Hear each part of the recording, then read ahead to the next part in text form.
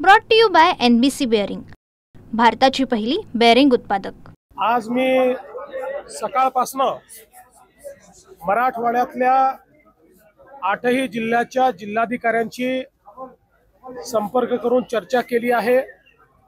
सोलापूरच्या जिल्हाधिकाऱ्यांची देखील चर्चा केलेली आहे।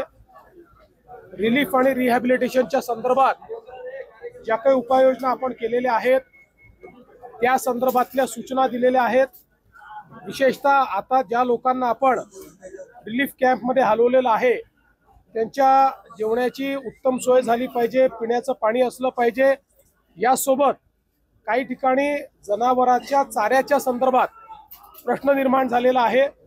तर मी जिल्हाधिकाऱ्यांना सांगितलं आहे की तात्काळ चारा घेऊन आणि जनावरांकरता चाऱ्याचा पुरवठा देखील करण्याच्या संदर्भातली व्यवस्था आपण केली आहे। आपण जे 2000 कोटी रुपये ऑलरेडी रिलीज केले आहेत त्याचं वाटप देखील सुरू केलेलं आहे।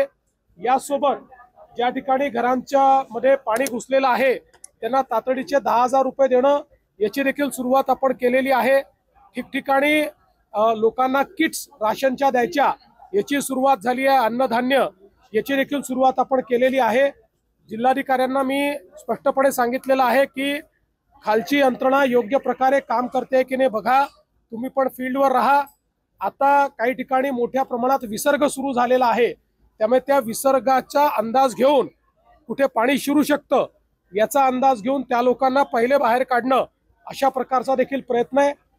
उद्याचा दिवस, परवाचा दिवस, विशेषतः उद्याचाही दिवस, आजचा दिवस तर क्रिटिकल आहेच पण उद्याचाही दिवस क्रिटिकल आहे। मग हे जे काही डिप्रेशन तयार झालेलं आहे बे ऑफ बेंगॉलमध्ये ते कमी होत जाणार आहे आणि त्याच्यानंतर परतीचा पाऊस असेल, त्यामुळे पुढचे 2-3 दिवस अलर्ट मोडवर राहून कुठल्याही प्रकारची हानी होणार नाही किंवा कमीत कमी हानी होईल अशा प्रकारची व्यवस्था करायला आपण सांगितलेली आहे। आणि हे सगळं होत असताना लोकांना जी काही मदत करायची आहे ती जास्तीत जास्त मदत करण्याची सरकारची मानसिकता आहे।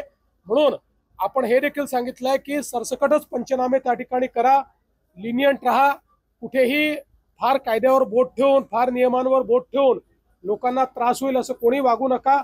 त्यामुळे त्या संदर्भात एकूण सगळ्या नुकसानीची माहिती आमच्याकडे आल्यानंतर अधिकची काय मदत करायची आहे त्याचा निर्णय सरकार करेल।